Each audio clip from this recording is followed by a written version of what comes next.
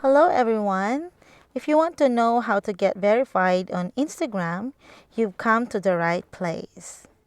Before we start, let's answer the question, what does Instagram verification mean? Instagram verification is the process of getting a blue check mark or blue badge that tells other users on the platform that an account really belongs to the user, artist, brand, or organization it represents. These badges are designed to make the real account stand out so that Instagram users can be sure that they are following the right person or brand. So let's get started. Open your Instagram app. Go to your Instagram profile and tap the three horizontal lines on the upper right. Tap Settings. Tap Account. Tap Request Verification.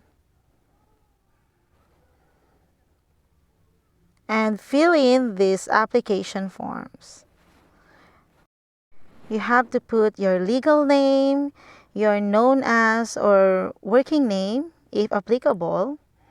Select your category or industry, for example, blogger, influencer, sports, news, media, business, brand, organization, etc. And then you also need to submit a photo of your official government ID. For example, for individuals, it could be a driver's license or passport.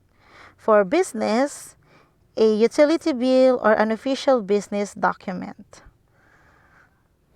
When everything is done,